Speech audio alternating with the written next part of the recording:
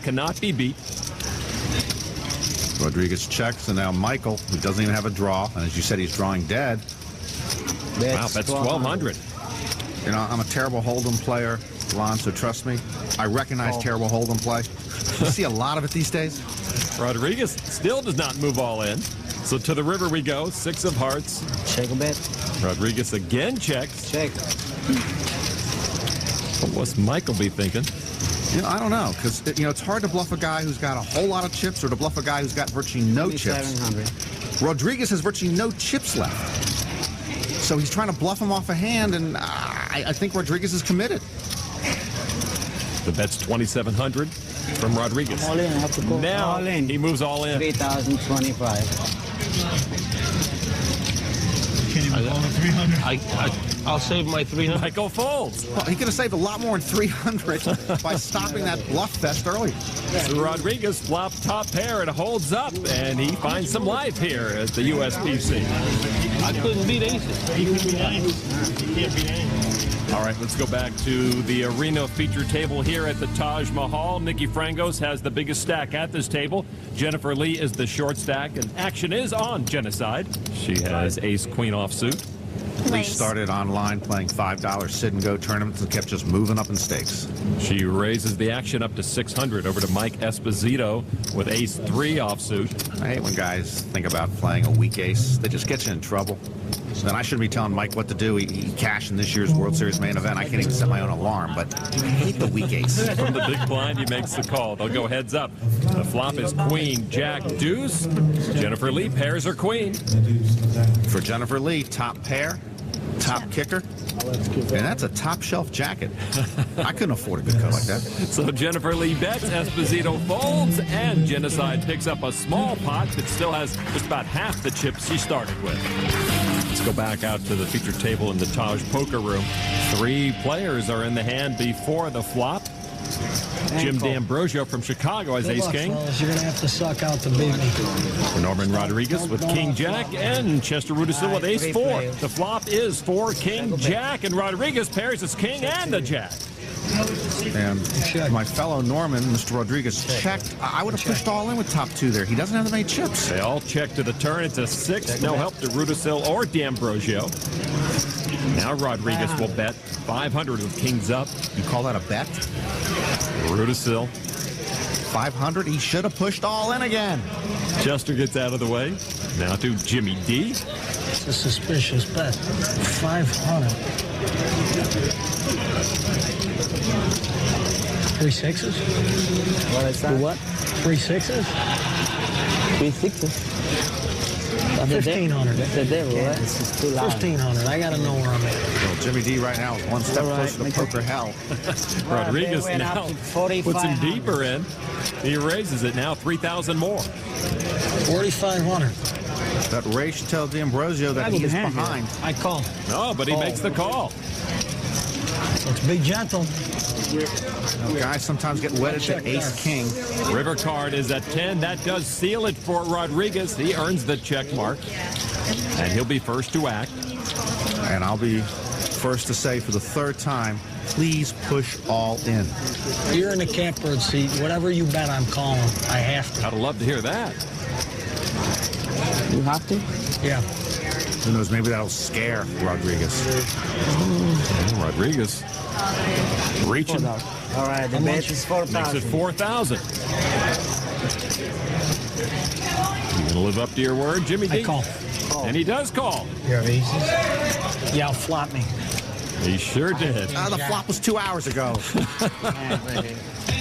So Norman Rodriguez on a nice little hot streak here at this table. Jimmy D down to 10,000. Tell me I got a big hand, man. D'Ambrosio had finished 175th at this year's main event. Thought he was on a move. Oh, there he had a misread. Oh, well. You outplayed me.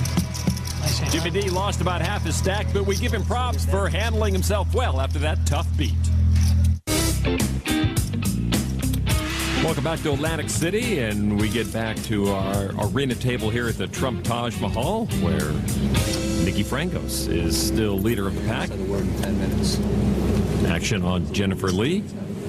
She will fold now to Raise. clumsy Eric Crane. Clumsy but friendly. Just like my Uncle Nathan. Pocket nines. So He'll raise it up to 700. You could call that. Mike Esposito gets out of the way. To seat 1 in the green shirt, Dylan Membrino. King, queen, and he'll make the call. Next is Atlantic City's own Augustine Mendez, queen 10. He'll play. Wu Lin folds now to Nicky Frangos. Who's chomping at the bit to get into the hand. King, maybe an 8.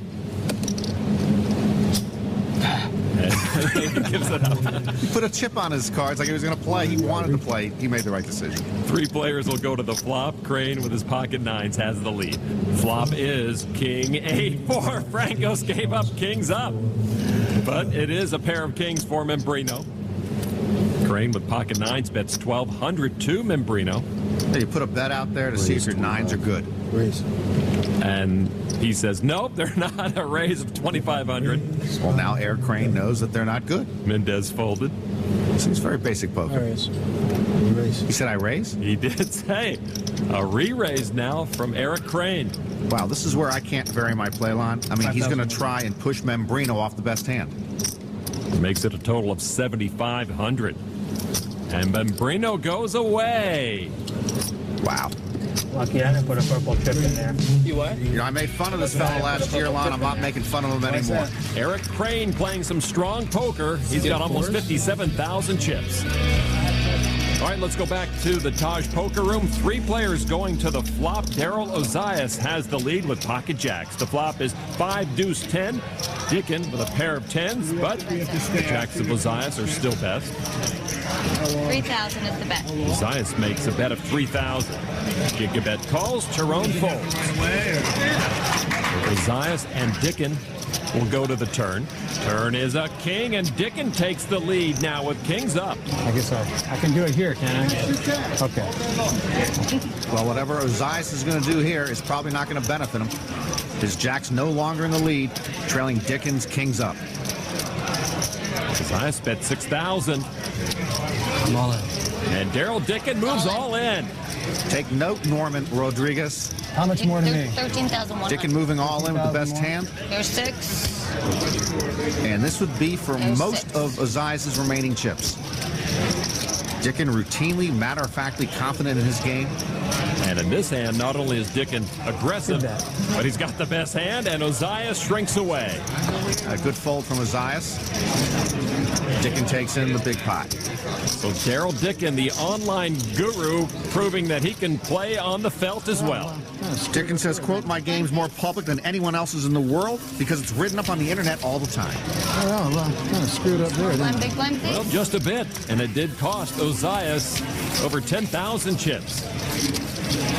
You know, Norman, we have seen some players have trouble making the transition from playing online to playing live, but Gigabet has made the transition quite well.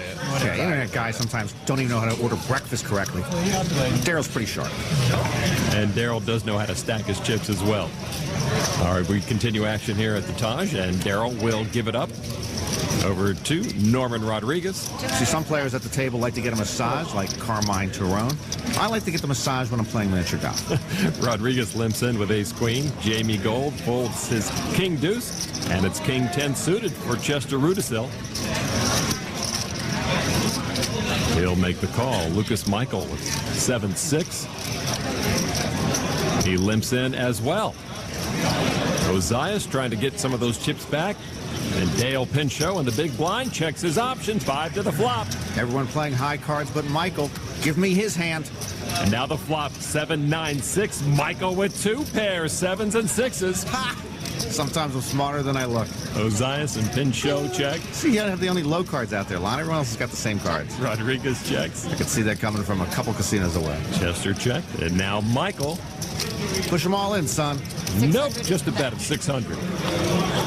Nobody wants to push all in today. It's enough to get Ozias to fold, as does Pinchot. Rodriguez makes the call. What? Ace-queen. Norman. Rudisil folds. And so 2 left to go to the turn. The turn is an ace of diamonds. Rodriguez pairs his ace. 13. 13. He checked. Michael bet 1,300. Rodriguez now. with a pair of aces, and he's going to raise it to 3,000. I'm only. An all-in from Michael. It's the right move. And Rodriguez should have mucked on the flop. He thought he got lucky on the turn and overplayed his hand. Why in the beginning? I think that pretty much describes Kid Rock's marriage to Pamela Anderson. Not close. And this is our degree all-in moment. Lucas Michael with his tournament life on the line. Bad call. And way ahead. Well, Rodriguez can still knock Michael out with an ace, queen, or 9 on the river. And it's an 8, and Michael wins the hand and takes most of Rodriguez's chips. I'm going to have a Norman-to-Norman talk with Norman a little later. And Lucas Michael doubles up to nearly 27,000 chips. The Degree All-In Moment is brought to you by Degree. Protects men who take risks. Let's get to the outer tables. We find Lance Funston all in. His king's up, going against Greg Mirko's heart draw. And the turn is a heart. Down goes Frazier! And Lance is sent packing. Good job. Lance always gracious and a table favorite even in defeat. Lance and I can now go troll the boardwalk for ex-wives.